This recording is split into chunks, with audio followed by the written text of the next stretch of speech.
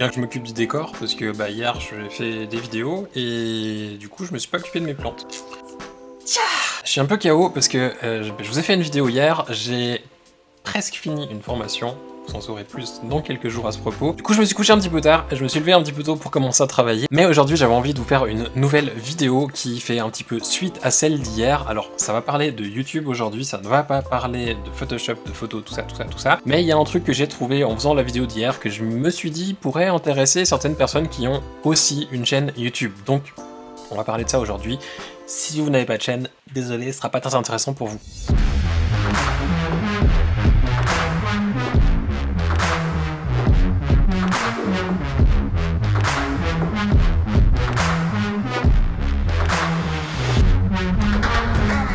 La vidéo que je vous ai sortie hier parlait de Photoshop 2020 et des nouveautés de Photoshop. En fait, à chaque fois que je fais ces vidéos, j'ai un petit peu envie d'arriver à les découper pour montrer chaque fonctionnalité de manière séparée. Le problème qu'il y a, c'est que dans certains logiciels de post-production, on peut faire des chapitres, mais dans YouTube, c'est pas vraiment reconnu. Du coup, c'est pas génial, on doit mettre les timestamps dans la description, les gens passent de la vidéo à la description pour passer aux parties qui leur conviennent, et on perd un temps, enfin bref, en tant qu'utilisateur, je trouve ça super chiant. J'ai vu sur des vidéos, il y a quelques temps en arrière, qu'il y avait une fonctionnalité qui était sortie sur certaines chaînes, qui n'était malheureusement pas accessible à tout le monde. Je crois que depuis...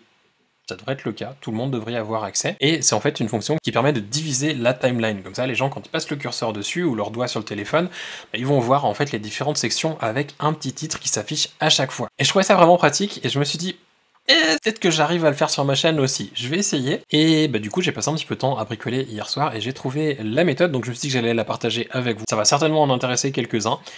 Et en fait, la technique, vous allez voir qu'elle est très simple. Vous n'allez pas changer grand-chose du fait de mettre la liste dans la description, parce qu'à vrai dire, c'est exactement ça, la technique. Il y a juste 2-3 petites combines à savoir pour être sûr que ça marche. La première, je vous ai dit, normalement, ça devrait être maintenant sur toutes les chaînes YouTube, mais je suis pas sûr à 100%. Je n'ai pas trouvé d'informations à ce niveau-là, mais normalement, vous devriez avoir accès à cette fonctionnalité sans trop de soucis maintenant. La chose à faire ensuite, c'est dans la description de venir et de lister les différents moments de la vidéo. Donc vous allez simplement mettre le timing, par exemple 2 minutes 15, et ensuite mettre une description derrière. Il ne faut pas mettre un hâte devant le timing, sinon ça ne va pas marcher, et il faut aussi mettre un espace et un trait d'union entre le timing et le titre que vous allez donner.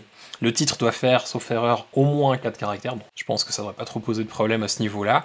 Et l'autre chose aussi, qui est elle très importante, sinon ça ne va absolument pas marcher, je me suis pris la tête un moment à cause de ça, parce que je comprenais pas pourquoi ça marchait pas, c'est de mettre en fait un chapitre de début. Si vous n'avez pas un chapitre qui commence à 0,2.00, 0,2.00, je sais compter, c'est bien.